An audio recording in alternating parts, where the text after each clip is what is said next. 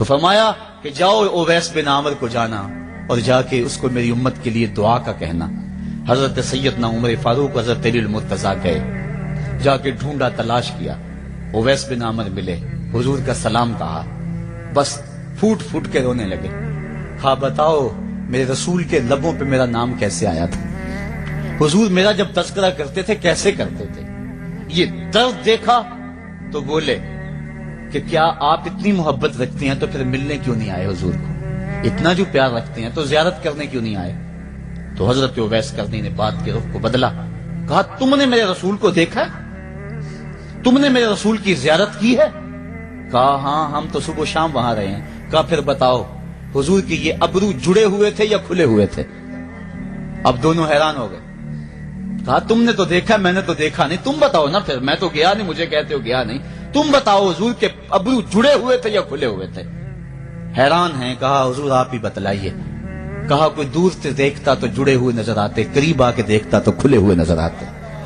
یہ وہ ہے جو ماں کی خدمت کرتا رہا اور حضور کے دربار میں حاضر نہیں ہو سکا، لیکن حاضری اس کی تھی، وہ جہاں بھی تھا وہ نبی کے قرب میں تھا۔ تو اس لیے ماں باپ کی خدمت اتنا بڑا وظیفہ ہے۔ اللہ کے حبیب صلی اللہ علیہ وسلم کی خدمت میں ایک شخص حاضر ہوا اور اس نے اذن جہاد طلب کیا، حضور میں جہاد پہ جانا چاہتا ہوں، مجھے اجازت مرحمت فرمائے۔ حضور نے فرمایا احیٌ والدا کا، کیا تیرے والدین زندہ ہیں؟ قالا نعم، عرض کی ہاں حضور میرے والدین زندہ ہیں۔ قالا ففیہما فجاہد، کہا جا ان کی خدمت کر، یہی تیرا جہاد ہے۔ ماں باپ کو بلکتا ہوا چھوڑ جائے اور آپ جہاد پہ چلا جائے، ماں فالج میں گری ہوئی ہے اور بیٹا تبلیغی گشت پہ چلا جائے، باپ تڑپ رہا ہے اور بیٹا پیر کی چوکھٹ پہ جھاڑو دیتا پھرے، اللہ راضی نہیں ہوگا۔ میں سچ کہتا ہوں، اپنے بھی خفا مجھ سے ہیں، بیگانے بھی ناخوش، کہ میں زہر حلاحل کو کبھی کہہ نہ سکا کند، بات وہی کہتا ہوں سمجھتا ہوں جسے حق، نئے ابلائی مسجد ہوں نئے تہذیب کا فرزند، محمد عربی صلی اللہ علیہ وسلم سے بڑا پیر کون ہو سکتا ہے؟ لیکن حضرت وہ ویسے کرنی نہیں آ رہے۔ آقا کریم اپنے بٹن کھولتے ہیں اور کرن کی طرف، یمن کی طرف رخ کر کے لمبی سانسیں لیتے ہیں اور کہا میں رحمان کی خوشبو پا رہا ہوں۔ ایک دن صحابہ نے پوچھا بندہ نواز جس کے لیے تڑپتے ہو، جس کی ٹھنڈی ہوائیں آپ کو آ رہی ہیں، وہ آپ کا بڑا پیار کرنے والا ہے؟ کہا ہاں میرے سے بڑی محبت کرتا ہے۔ تو کہا پھر اتنی محبت کرتا ہے تو یمن تو دور نہیں ہے، بلال حبش سے آ گیا، سلمان فارس سے آ گیا، سہیب روم سے آ گیا، اور وہ یہاں یمن سے نہیں آ سکا؟ فرمایا اس کی بوڑھی اور نابینا ماں ہے جس کی خدمت اس کو نہیں آنے دیتی۔ اللہ اکبر۔ اب حضرت اویس کرنی نہیں آئے لیکن خیر التابعین کہلائے، آئے نہیں لیکن حضور ان کی یاد میں تڑپ رہے ہیں۔ اللہ، بلکہ حضور نے فرمایا کہ کوئی جائے اویس بن عامر کو ملے اور جب ملے تو اس کو کہنا میری امت کی بخشش کی دعا کرے۔ جو ماں باپ کی خدمت کرتا ہے اس سے ثابت ہوا اس کی دعائیں قبول ہوتی ہیں۔ میں نے ایک روایت میں پڑھا ہے کہ جو آدمی روزانہ اپنے والدین کے لیے دعا کرے، والدین زندہ ہوں تب بھی، والدین فوت ہو گئے ہوں تب بھی، یہ عادت بنا لے، روزانہ ماں باپ کے لیے دعا کرے، ساری زندگی اس کے رزق میں بے برکتی نہیں آئے گی، اللہ اس کو رزق کی فراوانی عطا کر دے گا۔ اور جو والدین کے لیے دعا نہیں کرتا اللہ تعالیٰ کی رحمتوں سے محروم ہو جاتا ہے۔ حضرت ابو ہریرہ رضی اللہ تعالیٰ عنہ جب بھی ہاتھ اٹھاتے تھے تو یہ دعا کرتے تھے، اللہم اغفر لابی ہریرہ ولأمی ولمن استغفر لہما، اے اللہ ابو ہریرہ کو بخش دے، حضرت ابو ہریرہ کی ماں کو بخش دے، اور قیامت تک جو ہم دونوں کے لیے بخشش کی دعا کرے اس کو بھی بخش دے۔ حضرت امام محمد بن سیرین ایک بزرگ ہوئے تابعی، جب بھی دعا کرتے تھے یہ دعا ضرور کرتے تھے، اے اللہ ابو ہریرہ کی بخشش کر دے۔ کسی نے کہا کہ تمہیں ابو ہریرہ رضی اللہ تعالیٰ نے ان کی ماں سے بڑی ہمدردی ہے؟ کہا ان سے جو ہمدردی ہونی ہے وہ تو ہونی ہے۔ انہوں نے کہا ہوا ہے اے اللہ ابو ہریرہ اور ان کی ماں کو بخش دے، جو ان کے لیے دعا کرے اس کو بھی بخش دے۔ تو میں دعا کر کے اپنی بخشش پکی کر رہا ہوں۔ تو والدین کے لیے دعا کرنا اللہ کی رحمت کو دعوت دینا ہے۔ تو فرمایا کہ جاؤ اویس بن عامر کو جانا اور جا کے اس کو میری امت کے لیے دعا کا کہنا۔ حضرت سیدنا عمر فاروق حضرت علی المرتضیٰ گئے، جا کے ڈھونڈا، تلاش کیا، اویس بن عامر ملے، حضور کا سلام کہا، بس پھوٹ پھوٹ کے رونے لگے۔ کہا بتاؤ میرے رسول کے لبوں پہ میرا نام کیسے آیا تھا؟ हुजूर मेरा जब तज़किरा करते थे कैसे करते थे, ये दर्द देखा तो बोले कि क्या आप इतनी मोहब्बत रखते हैं तो फिर मिलने क्यों नहीं आए हुजूर को, इतना जो प्यार रखते हैं तो ज़ियारत करने क्यों नहीं आए। तो हजरत उवैस करनी ने बात के रुख को बदला, कहा तुमने मेरे रसूल को देखा, तुमने मेरे रसूल की ज़ियारत की है। कहा हाँ हम तो सुबह शाम वहां रहे हैं। कहा फिर बताओ हुजूर के ये अबरू जुड़े हुए थे या खुले हुए थे। अब दोनों हैरान हो गए। कहा तुमने तो देखा मैंने तो देखा नहीं, तुम बताओ ना फिर, मैं तो गया नहीं, मुझे कहते हो गया नहीं, तुम बताओ हुजूर के अबरू जुड़े हुए थे या खुले हुए थे। हैरान हैं। कहा हुजूर आप ही बतलाइए। कहा कोई दूर से देखता तो जुड़े हुए नजर आते, करीब आके देखता तो खुले हुए नजर आते। ये वो है जो मां की खिदमत करता रहा और हुजूर के दरबार में हाजिर नहीं हो सका, लेकिन हाजिरी उसकी थी, वो जहां भी था वो नबी के कुरब में था। तो इसलिए मां बाप की खिदमत इतना बड़ा वजीफा है। हजरत बायजीद बुस्तामी कहते हैं मैंने हक माफ करवा ली अपनी मां से कि मां तेरे हक अदा करूं या अल्लाह के हक अदा करूं, तू मुझे अपने हक माफ कर दे, मैं अल्लाह से अपने हक माफ करवा लेता हूं, अपनी अल्लाह को राजी कर लेता हूं। जंगलों में घूमते रहे, 12 साल बीत गए। एक दिन दोबारा आए, बुस्ताम की समझ से गुजरे, ख्याल आया चलो मां को सलाम कर जाऊं। तहज्जुद का वक्त था, रात का वक्त था। दरवाजे पे खड़े रह गए कि मेरी मां सोई होगी, मैंने कभी कोई खिदमत नहीं की मां की, तो अब उठा के तकलीफ क्यों दूं। सारी रात खड़े रहे। जब तहज्जुद का वक्त गुजरा तो नाली से पानी आया, समझ गए कि मेरी मां तहज्जुद के लिए उठी है। दरवाजे के करीब हो गए तो मां ने हाथ उठा लिए, कहा अल्लाह मेरा बेटा बायजीद तेरी तलब में निकला हुआ है, मैंने उसे अपने हक माफ कर दिए, तू उसको अपना विसाल अता कर दे। हजरत बायजीद दरवाजा खटखटाने लगे और मां के कदमों में लिपट गए और रो के कहने लगे जिस रब को मैं जंगलों में तलाश करता हूं वो तो रब मेरी मां के पास है। तो मां की दुआओं में अल्लाह की रिजा है। मां राजी हो जाए तो समझ लो खुदा राजी है। अल्लाह ताला जल्ला शानहू ने इरशाद फरमाया वक़दा रब्बुका अल्ला ताबुदू इल्ला इय्याहु, तेरे रब ने यह तय कर दिया है कि उसके अलावा किसी की पूजा नहीं करोगे। व बिल वालिदैन इहसाना, और वालिदैन के साथ उसने सुलूक से पेश आओगे। इम्मा यबलुगन्ना इंदकल किबरा अहदुहुमा औ किलाहुमा फला तकुल लहुमा उफ़्फ़िन वला तनहरहुमा, अगर तेरे पास दो या दोनों में से एक बढ़ापे को पहुंच जाएं तो फिर उनके सामने तूने उफ भी नहीं कहनी और ना उनको झिड़कना है और उनसे नरम लहजे में बात करनी है। जब माँ बाप जवान हो, बच्चों की जरूरियात पूरी कर रहे हैं, उनके तालीमी अखराजात और उनके मुआशी सारे मामलात दुरुस्त कर रहे हो, तो उस वक्त तो वालिदैन की बच्चे ताजीम करते ही हैं। इम्तिहान उस वक्त शुरू होता है जब माँ बाप बूढ़े हो जाते हैं और चलने फिरने की सख्त भी नहीं रहती, सिर्फ सांस की एक डोरी लटकी रहती है। और जिस तरह बच्चा अपने बदन से मक्खी भी नहीं उड़ा सकता था, अब ये हालत माँ बाप पर आ गई और बच्चे की तरह मिजाज चिड़चिड़ा हो गया। जमाने के हालात बदल गए, लेकिन माँ की पुरानी, बाप की वो पुरानी रवश है, वो उसी अंदाज में उसी डगर में बात करता है। ये आजमाइश के दिन है, ये इम्तिहान के दिन है। अब देखना है वालिदैन की इस वक्त ताजीम कौन करता है।